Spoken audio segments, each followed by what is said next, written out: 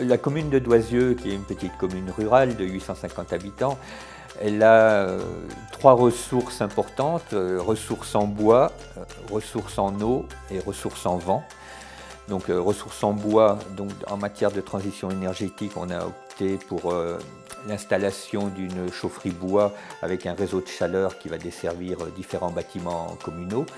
Ressources en eau, on est sur un projet de microcentrale hydraulique.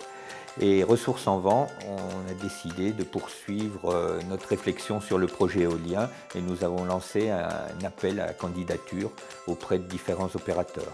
Ce qui était important pour nous, c'est que l'opérateur choisi soit une société qui a déjà travaillé dans le même contexte géographique en particulier. Donc j'étais allé visiter déjà l'installation d'un champ éolien dans l'Allier et je trouvais que ça collait très bien avec la philosophie qu'on avait, nous, par rapport à notre installation dans le parc du Pilat.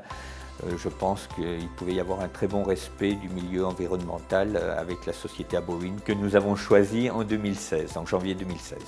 Abowind, c'est un bureau d'études qui fait donc toute la partie développement de projet, c'est-à-dire de l'identification du site, toute la phase étude, et on va jusqu'à l'obtention des parcs éoliens.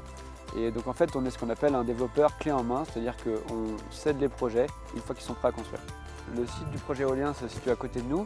On a mené des études de faisabilité pendant plus d'1 an pour avoir tous les cycles biologiques et environnementaux. Donc on est situé sur une forêt d'exploitation, donc avec relativement peu de biodiversité. Néanmoins, on a voulu faire des études approfondies, notamment par rapport aux chauves-souris, avec des mesures en hauteur pour étudier leur comportement et adapter le fonctionnement du parc éolien, une fois installé, aux différents niveaux d'activité que pouvaient avoir les chauves-souris.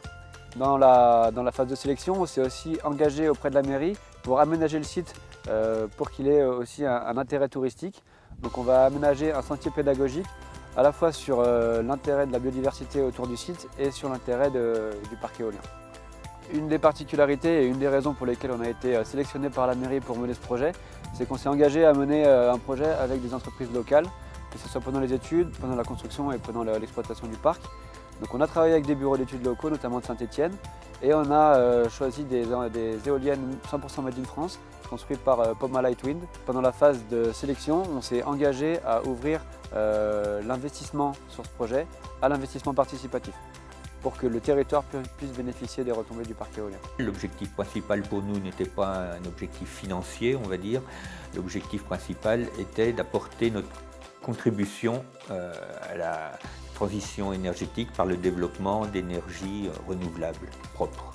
Le parc éolien sera constitué de 5 éoliennes, donc ils font à peu près 180 mètres de haut, pour un rotor de l'ordre de 120 mètres. C'est des grandes éoliennes qui produiront à peu près 35 millions de kWh par an. C'est l'équivalent de la consommation hors eau chaude et chauffage de 30 000 personnes. Si on fait un ratio par rapport à la population du parc du Pilat, c'est plus de la moitié du parc du Pilat. C'est un outil industriel qui est très performant et qui produit une énergie propre pour beaucoup de personnes.